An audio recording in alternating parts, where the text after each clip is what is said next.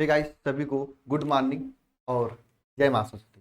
Guys, तो आज हम फिर से आप सभी लोगों के लिए लेकर आ चुके हैं क्लास 12 के फिजिक्स के इम्पॉर्टेंट क्वेश्चंस, जो आप सभी लोगों को तैयार कर लेना चाहिए, जो आप सभी के बोर्ड एग्जाम को लेकर इम्पॉर्टेंट है।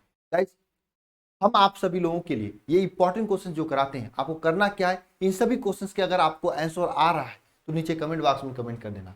अगर आपको नहीं आ रहा है तो आप अपनी कॉपी वगैरह पे कहीं लिख लेना, ताकि चीजें आपको फिर से तैयार हो जाए।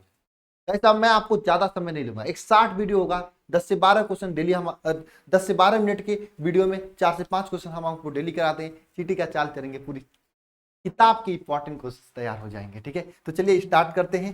देखिए गाइस, मैं आप सभी लोगों की तैयारी, अगर आप मेरे साथ लाइव पढ़ना चाहते हैं तो आप अल्फा इंस्टीट्यूट ऐप को डाउनलोड करके वहां पे शिखर बैच से ज्वाइन कर सकते हैं, जहां पर आपके सभी सब्जेक्ट की क्लासेस चल रही हैं। आपको कोई भी ऑफलाइन कोचिंग जाने की जरूरत नहीं है।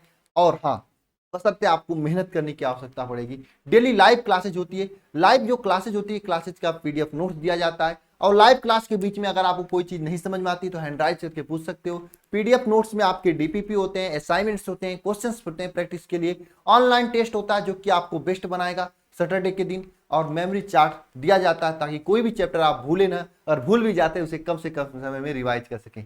कंप्लीट सिलेबस 3+ इंपॉर्टेंट क्वेश्चंस के साथ में आपको बेहतरीन तैयारी कराई जा रही है अल्फा इंस्टीट्यूट ऐप को। आप भले ही क्लास 11 में पढ़े हो या ना पढ़े हो, आप ज्वाइन करके मेहनत के साथ में तैयारी कर सकते हैं। ज्वाइन करने के लिए आप ऐप को डाउनलोड करके ज्वाइन कर लीजिएगा। प्ले स्टोर से अल्फा इंस्टीट्यूट ऐप को डाउनलोड करेगा, वहाँ पे एक ही बैच है शिखर बैच, उसे ज्वाइन कर लीजिएगा। या नीचे नंबर दिया है 930 577 1375, उस नंबर पे कॉल करके आप जानकारी ले लीजिएगा और जो भी आपको ज्वाइन करना है कर लीजिएगा। ठीक है, हाँ, हो सकता है कॉल करोगे 1-2 बार रिसीव ना हो, तो कोई परेशान मत होना, कॉल करते रहना, क्योंकि डेली हजारों कॉल होती है। भाई प्रॉब्लम होती है, कुछ कॉल रह जाती है, तो आप कॉल करोगे, थोड़ा संघर्ष करोगे तो कॉल जरूर रिसीव होगी। ठीक है, तो चलिए स्टार्ट करते हैं। मैं ये रोज क्यों बताता हूँ, क्योंकि बहुत सारे बच्चे डेली कॉल करते हैं, रिसीव नहीं होता, फिर परेशान हो जाते हैं, मैसेज करते हैं, जो सैड वाला इमोजी भेजते हैं। तो मैं सभी को बता देना चाहता हूँ, भाई हम लोग भी आदमी है, कोई मशीन थोड़ी ना है। ठीक है, चलिए देखिए यहाँ पे ये क्वेश्चन है आपका कि समविभव पृष्ठ के दो बिंदुओं के मध्य का जो विभवांतर आवेश है 800 माइक्रोकुलाम है, तो आवेश को गति कराने के लिए किया गया कार्य क्या होगा। अगर आपको ये क्वेश्चन आ रहा है तो नीचे कमेंट बॉक्स खाली है, कमेंट कर दीजिए आंसर। अगर नहीं आ रहा है तो इधर ध्यान से देखिए। देखिए समविभव पृष्ठ होता क्या है, ये पहले जान लेना। समविभव पृष्ठ, फिर उसके बाद क्वेश्चन करना विभव पृष्ठ। ये भी क्वेश्चन पूछा जाता है कि समविभव पृष्ठ क्या है। देखो, समविभव पृष्ठ को देखा जाए तो ये दो शब्दों से मिला है, समविभव पृष्ठ। इसका मतलब क्या है, एक ऐसा पृष्ठ जहां पर उपस्थित सभी बिंदुओं का विभवांतर समान हो ना। एक ऐसा पृष्ठ, डिफिनेशन लिख लेना क्योंकि कभी कभी एग्जाम पूछा जाता है। एक ऐसा पृष्ठ जहां पर स्थित सभी बिंदुओं का, जहां पर स्थित सभी बिंदुओं पर विभवांतर क्या हो, समान हो, उसे क्या कहते हैं, सभी बिंदुओं पर विभव समान हो, विभव समान हो, उसे क्या कहते हैं, सम विभव पृष्ठ कहते हैं। इसे क्या कहते हैं, समविभव पृष्ठ कहते हैं। जैसे आपके सामने यह पृष्ठ है, इस पृष्ठ पर देखिए दो बिंदु मान लीजिए ए है और बी है। इन्हीं दो बिंदुओं के बीच का जो विभवांतर बी ए हो गया, बी बी हो गया। इन दोनों विभव बी ए आपका बराबर होगा बी बी का, दोनों बिंदुओं का विभव क्या होगा, बराबर होगा। तो मान लेते हैं इन दोनों बिंदुओं के बीच का जो आवेश है कितना दिया है क्वेश्चन में, 800 माइक्रोकुलाम है। तो आपको पता है W इज इक्वल टू क्या होता है, Q इंटू विभवांतर होता है V डेल्टा P। ठीक है, तो W इज इक्वल टू क्या हो जाएगा, Q का मतलब 800 और ये V A माइनस B भी हो जाएगा। क्योंकि ये दोनों बराबर हैं इसलिए ये शून्य हो जाएगा। W का मतलब क्या हो जाएगा, 0 आपका आंसर हो जाएगा। यानी किसी भी समविभव पृष्ठ के दो बिंदुओं के बीच अगर आवेश को ले जाते हैं तो वहां पे कार्य हमेशा क्या होता है, शून्य होता है। ये याद कर लेना आप लोग। समविभव पृष्ठ किसे कहते हैं, मैंने आपको समझाया कि एक ऐसा पृष्ठ जहां पे सभी बिंदुओं पे विभवांतर समान हो, उसे समविभव पृष्ठ कहते हैं। और उस समविभव पृष्ठ में अगर कोई भी आवेश को कहीं से कहीं उठा कर ले जाए, हमेशा कार्य नहीं करना पड़ता है, कार्य शून्य होता है। नेक्स्ट क्वेश्चन चलिएगा। चलिए नेक्स्ट क्वेश्चन देखिए क्या है, वैद्युत विभव की परिभाषा दीजिए तथा इसकी विमा लिखिए। ठीक है, चलिए ये क्वेश्चन हम लोग करते हैं, विद्युत विभव की परिभाषा देते हैं और इसकी विमा लिखते हैं। जिसको आ रहा भाई कमेंट बॉक्स में लिख दो। विद्युत विभव क्या होता है, ध्यान देना। देखिए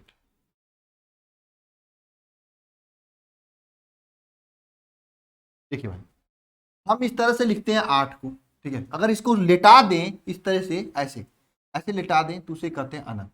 तो अनंत से किसी आवेश को वैद्युत क्षेत्र के अंदर किसी बिंदु ए तक लेकर आने में किया गया कार्य W तथा आवेश Q के अनुपात को क्या कहते हैं, विद्युत विभव भी कहते हैं।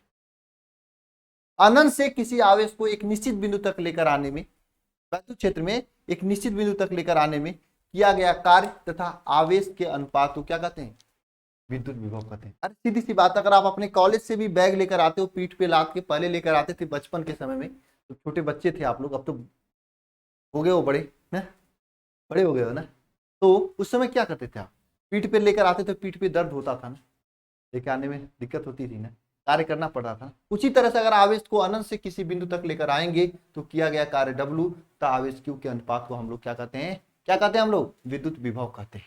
तो इसका डेफिनेशन लिखिएगा सभी लोग, क्या होता है, वैद्युत क्षेत्र में किसी बिंदु, वैद्युत क्षेत्र में लिखिएगा डेफिनेशन, वैद्युत क्षेत्र में किसी आवेश को अनंत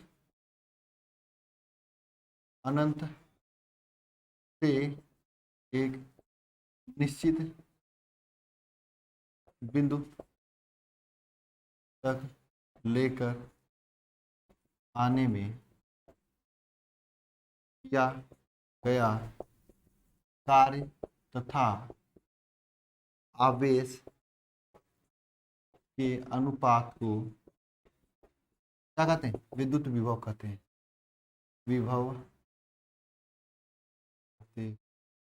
यानी अनंत से किसी आवेश को लेकर आने में किया गया कार्य W तथा आवेश Q के अनुपात को क्या कहते हैं, विभव कहते हैं। अब इसका मात्रक पूछा है, तो मात्रक इसका क्या होता है, W का मात्रक जूल हो जाएगा और Q का मात्रक कूलाम हो जाएगा, जूल प्रति कूलाम इसका एक मात्रक होता है, या फिर वोल्टेज का एक मात्रक।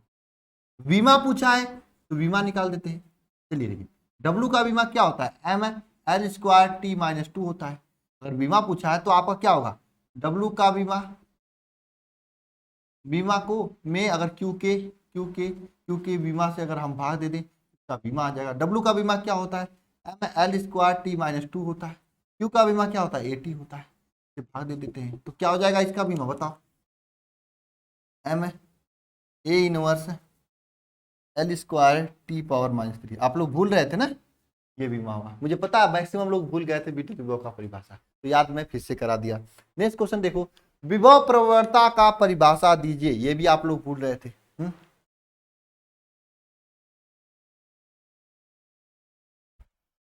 बताओ विभव प्रवणता की परिभाषा किसे कहते हैं, विभव प्रवणता बताओ भाई, विभव प्रवणता किसे कहते हैं। देखो भाई, ये सभी चीजें आपको धीरे धीरे करके याद हो जाएंगी, और क्वेश्चन तो आपके एग्जाम में पूछी ही जाती है। हाँ, क्वेश्चन तो आपके एग्जाम में क्या पूछी ही जाती है, बताइए जरा तो विभव प्रवणता किसे कहते हैं।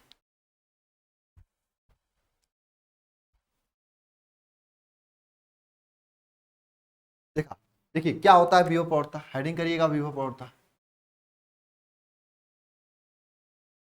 क्या होता है, विद्युत क्षेत्र की दिशा में, विद्युत क्षेत्र के दिशा में दूरी के साथ विभव परिवर्तन को विभव प्रवणता कहते हैं। विद्युत क्षेत्र की दिशा में दूरी के साथ विभव परिवर्तन को क्या कहते हैं, विभव प्रवणता कहते हैं। विभव प्रवणता इज इक्वल टू क्या लिख सकते हो, विभव प्रवणता इज इक्वल टू क्या लिख सकते हो, विभव परिवर्तन अपान दूरी में परिवर्तन। आप इसे क्या लिख सकते हो, अगर इसे लिखना चाहो डेल्टा V अपान डेल्टा एक्स लिख सकते। ये विभव प्रवणता का पूरा डिफिनेशन हुआ, पूरा कंसेप्ट है ना। चलिए नेक्स्ट क्वेश्चन पे, एक क्वेश्चन आप सभी लोगों के लिए कि संधारित्र किसे कहते हैं, संधारित्र किसे कहते हैं, और संधारित्र की धारिता के लिए क्या लिखना है, परिभाषा लिखना है, संधारित्र की धारिता की परिभाषा लिखना है।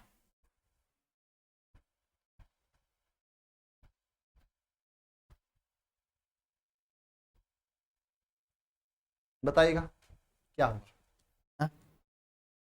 बताइएगा क्या होगा। मैं इसको रब कर रहा हूं। संधारित्र किसे कहते हैं बताइए, लिखिएगा संधारित्र, हेडिंग डालिएगा।